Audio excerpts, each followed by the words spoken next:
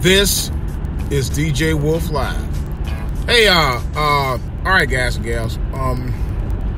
Here it is. We're roughly just under 6 hours away from what will be the new year of 2020. I was thinking, after dealing with 10 years, it just dawned on me. I mean, it hadn't dawned on me, but I just realized, or came to the actual realization, that we just came off our second decade in the new millennium, 2010 to 2020. And I swear, 2010 seemed like it was just almost yesterday.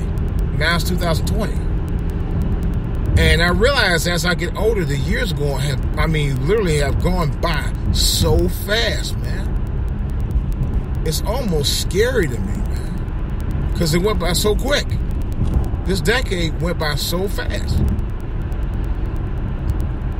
Now, the thing of it is, though, this decade has been marred with violence. And it also dawned on me that the reason why so much violence and hate and continue to be so much racism in this world, because of the lack of understanding of one thing: love and respect. There's not enough of it in this world anymore, man. I'm thinking about how many times I feel so sad when I hear about violence that goes on in this world, especially when it involves children. It breaks my heart, man.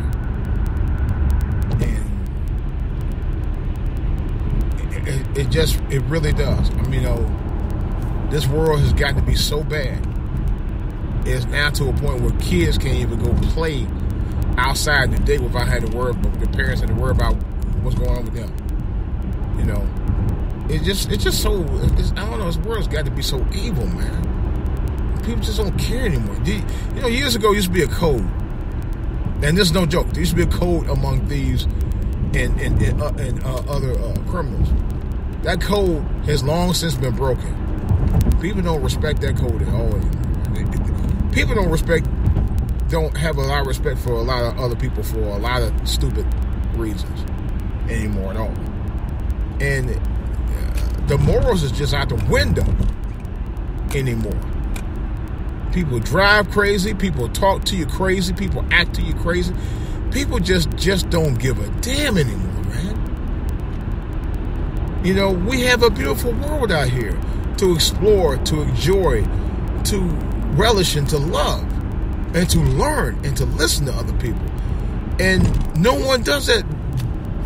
It seems to me that no one does it very well anymore, if at all. You know, I think as a human race, need to learn to communicate better with people so we have a better understanding of tolerance and diversity and love, man. Because there's not enough of it in this world anymore. You know? And it is heartbreaking. It's extremely heartbreaking to me. Every time I hear about something like this, stuff going on in the news every night. There was one story I heard locally out here in the DMV about this couple. They were a white couple. And the husband, I guess he was coming from a game, from the Nationals game, and I don't recall him being robbed. They said he was attacked. And he attacked him with a baseball bat, man, and took out over an inch of his skull. You know? It was unprovoked. And I was thinking to myself, that's messed up, man. This guy was minding his own business. And people had to get over the fact, well, he was like, to me, sometimes you have to overlook about the race part and think about what happened to that person. Especially when it was completely unprovoked. And I'm to a point now, I've been for quite some time. But I've been the kind of person, an eye for an eye and tooth for a tooth. If you do wrong, you need to pay for it. Bottom line. You sit there and put an unprovoked attack on a man. Doesn't matter what color he was. But you put an unprovoked attack on a man who was minding his own business. And I watched that story on the local channel out here, and it was heartbreaking. It was heartbreaking. I mean, he persevered and he recovered. But it's just the fact that somebody would be cruel enough to sit there and attack somebody with a bat and try and bash the skull in. They said the guy was almost to a point of death, but he fully recovered. Thank the Lord. And I'm like, that could have happened to anybody. That make it so bad. At any given time, at any given day, and that's the scary part. That's what scares me about this world anymore. This world has gotten to be that scary that people just don't give a damn about each other. People don't care about other people. They don't. They don't care. They literally do not care. You know? I call this the selfish age. And I think, and I hate to say it, as we close out this year and this decade, technology, I think, on some level has made people selfish and lazy. Communication now is through text. I remember years ago, I talked to my son. My son actually, he said he was texting. I said, who texted? He said, texted his girl. And I guess he was texting just to talk to her.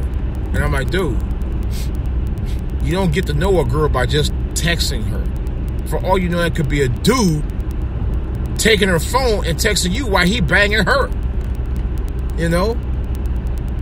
I say, you need to get on the phone and call.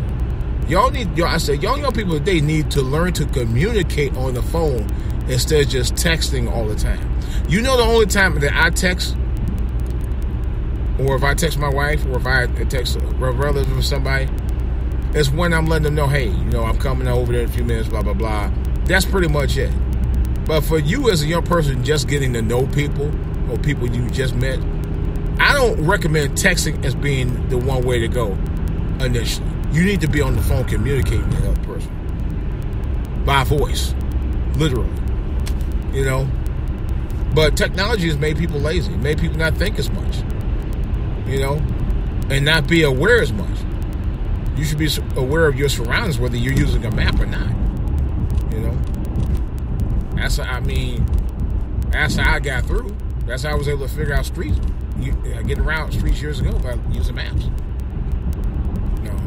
But at least with the technology, at least you don't have to use it as much while you're driving a map, because if you had the voice navigation, it's a plus. But I'm just saying, young people today, you know, they get around ways of figuring things out without having to really read, you know, and study as much as we did when I was growing up.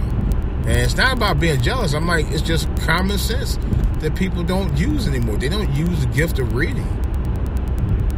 They let something read it for them. You know? Technology has made people too lazy to do that. You got thousands and thousands, and I was thinking about that last night. I bought a Samsung TV several months ago. It's a Brilliant TV, plays a great picture, and I didn't even get to the top of the line. It's a brilliantly smart TV called the Samsung Smart TV. It's really good. I highly recommend it. I know a coworker of mine got one several years ago. He got one the first one. I got one then. But anyway, good thing is about those, the price very low now. They're the lowest I've ever seen, and I actually have to get one, because my Mitsubishi, my big screen TV, it conked down on me after about 10 years. I was kind of glad to get rid of it anyway. So I realized that the smart TV I got actually gives you access to thousands and thousands of channels and thousands of series and movies and sports and stuff. Like I have Prime. I got Prime.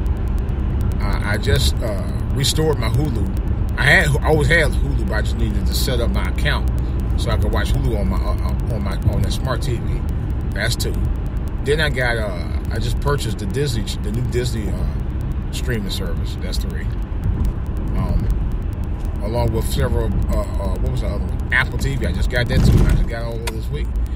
And I just realized, wow, thousands and thousands of channels, man. It'll make you sit there and watch TV all damn day. And you literally could. I'm watching this show called The Mandalorian. I just started watching it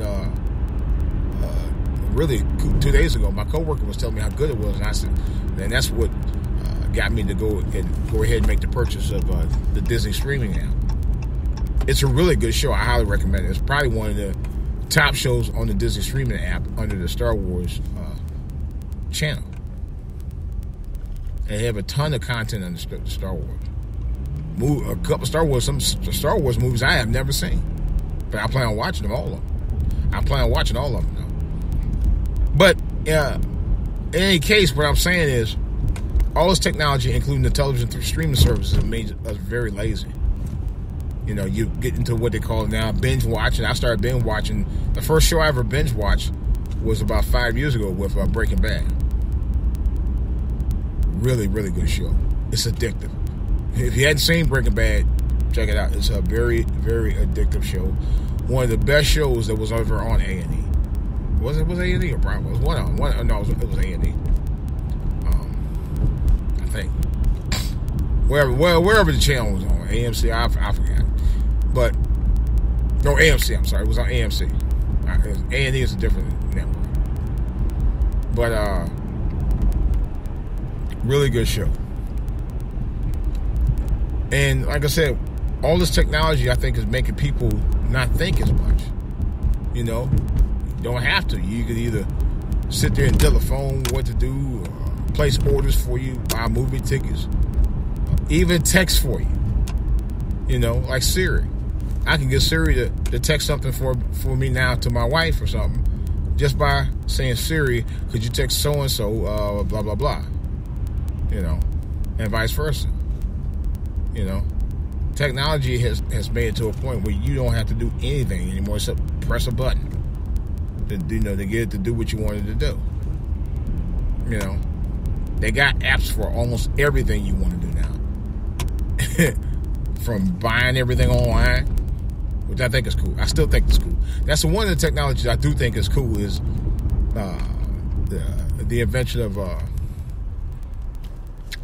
the Amazon app that I've been using for several years. Oh, some cute women out here tonight. Man, oh man. Boy, if I wasn't married, I put it to you like that. It's a few of them out here, boy. Good mother. Yeah, girl. Youngins out here. I'm looking at that fat old ass of yours. You didn't hear that, but I am looking at it. Damn. Oh my God. Well, so much for that. I know my son out and about chasing skirts right now. Actually, I don't blame him. You know, when you're young, that's what you do. I did. I was in my 20s. I ain't gonna lie, and I was in the military. That's all I did. Every Friday, every holiday, every Friday, every Saturday, I did the exact same damn thing. So, you know, real talk. But that's another whole story. That was another whole story. It's another part of my life that I did. That chapter's no longer open. Well, it was part of me. But what I'm saying is, technology now, I mean, and it ain't just technology. It's just people just don't communicate well like they used to. At least when I go to a bar, I'm not texting nobody. At least at the time, I wasn't texting anybody. I went to a bar. I went to go hang out. I went to go chase some skirt. And I actually talked to the women that I met.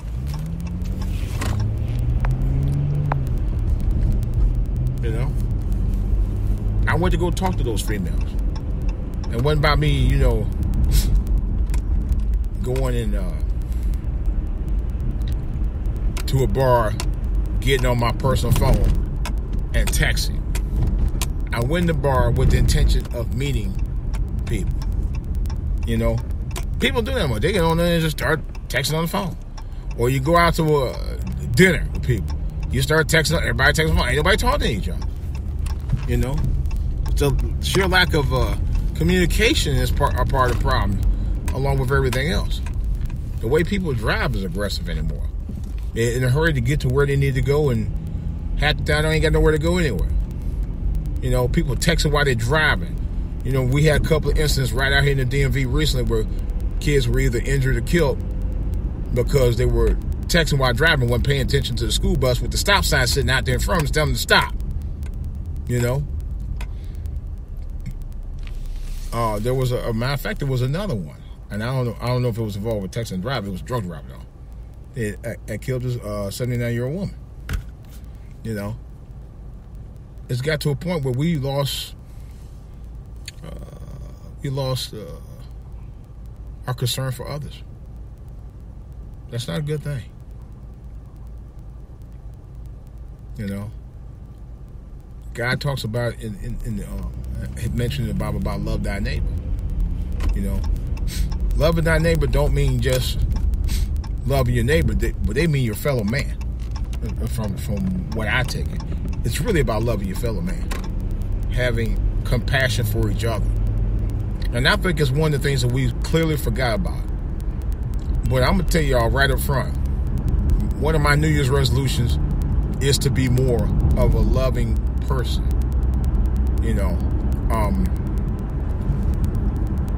one of the qualities, and yeah, of course, I'm going to bring this back up. One of the qualities of my father I love is the fact that when he goes out and about, when he went out and about around public people, even people he didn't know, he always extended a welcoming hand. Hey, how you doing, brother? You know, I'm kind of like that, but in this day and age, I'm kind of cautious too. But I want to be more like that with people I know, and I'm not even really like that with some people I know. I'm kind of like, hey, how you doing? You know, not the extended hand, you know.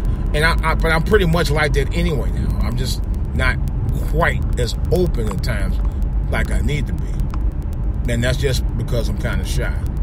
I'm not gonna lie about that. I do tend to get a little shy every now and then. But you know, it's not because I know some people are, oh, he's just being stuck up. I'm not being mean and stuck up or being mean. It's just who I am. Sometimes I have my defenses up when it comes to that, and I'm really a very open and friendly person once you get to know me. You know, sometimes I don't always can be the most open because sometimes I'm kind of apprehensive of what other people think. I'm at to a point now in my life where I don't care about what people think as much as how I care about how I feel, or I'm not in my feelings as much. You know, at some point you do have to be confident with who you are in your skin and the way you approach people. You know, you have to be open armed, and although you do, you're always going to have that caution with people that you know or some people that you don't know, but at least come out with a more positive approach to that person. Maybe they'll, you know, won't act as much of a fool as some of these people do out here around like they're losing their minds. Wow. But in conclusion, when you make your resolutions tonight, think about resolutions that you're going to make with good intentions. You know, think about resolutions that will help you be a better you, and maybe it will help change the world. I got about 3 or 4 for me personally. One of them, and not in no particular order, but this one is actually about right at the top or near the top. To be more financially sound. In other words, to take care of my finances and be better on not only on building my finances, but on what I use my finances with, and not go nuts over it. Last year I did that a couple of times, and I really shouldn't have did what I did. One part I had to do because I had no choice, because it was to take care of expenses for my dad's funeral. But on the other hand, I was able to do some other stuff, and I actually got carried away, and I should have never done that, and I regret that. I really, really do. But the good news is I kind of recovered a little bit on that, and I thought about making another purchase for something that I didn't really need to make a purchase for. And I'm kind of like thinking about, you know what? Let me go ahead and take care of my bills and not do that right now. And then later on down the road, when I'm ready to do something else, I'll do that. But not right now. It's just not in the cards. It technically is in the card, but I'm just not going to do that. I can't take any more chances like that. And I won't do that no more. Number 2, to take better inventory of my health. Now, I'm not going to lie. Between Halloween to right about now, I've been eating all kind of junk food, man. I've been a junk food junkie, crazy, eating all kind of stuff. And I probably ate more junk this past year than the last couple of years combined. I've been going over. I mean, I've been really going overboard this year. I've been really overdoing it in the last 2 months. Probably the most junk I've eaten. I ate more junk in 2 months than I have in 2 years. That's no joke. I really have. But I had cut back for a while. I was cutting out all the sugars and salts and all the carbs and cholesterol, all that. I had cut all of it out. You know, and then all of a sudden I just started going, for the last couple of months, I've been going back eating the junk again. You know, so now I'm slowly getting back, not really, but slowly getting back to where I need to be. So taking inventory of my health, that means combination of working out right and eating right again. Diet and exercise. I'm actually supposed to be going to work out for New Year's tomorrow to break it in. Hopefully before all those people who decide after they ate too much turkey and Christmas and Halloween stuff and junk like I did will be signing up.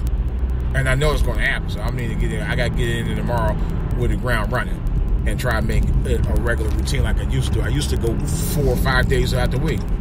You know, I'm just considering getting back into that now. You know, so I got to get back in the swing of that real soon. That's number 2. It's really number 1, but it's tied number 1. Anyway, they're the top 2. I can interchange both, but they are the main 2. Number 3, getting back into my music.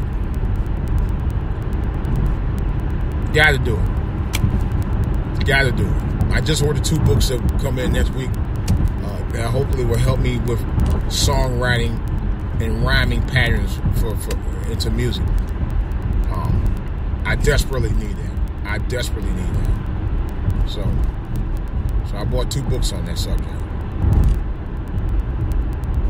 These people are driving awfully fast now. Just speaking about people who just drive with, just throw all caution to the wind out here.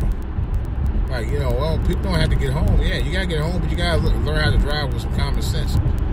Which is, I'm glad I'm going home right now because I don't want to be on the road with these fools out here. And you know people won't be drinking at tonight.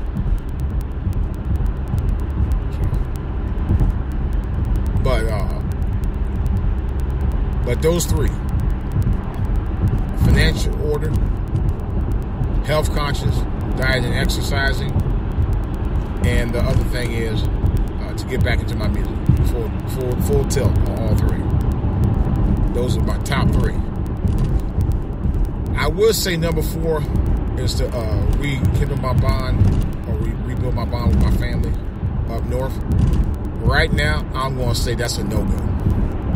Still after doing this for months, they don't call, they don't text. I don't really want to talk to them anyway because this past year was a disaster. Outside my dealing with outside with other than my dad's memorial service, it's been a disaster with my other family members. And I'll tell you all about it one day. I might do it on a later podcast. Who knows? I don't know. But I'll say this. Right now, that's up in the air. It's number 4, but it's up in the air.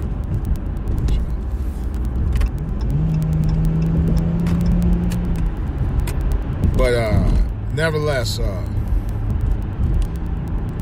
number 4 for me is just to be a better person. Be a better me in 2020.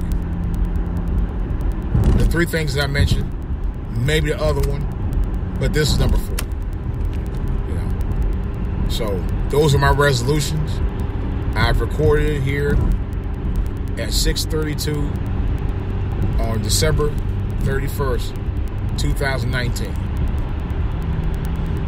And hopefully I'll stick to those that I mentioned, including the other one, which I'm still working on.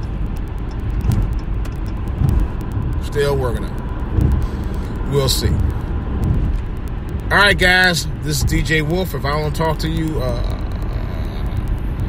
later on, if I don't do the live podcast tonight, which I may or may not, Happy New Year to everybody. Have a safe, happy, sound, decent, loving New Year to everyone. God bless. I'm out.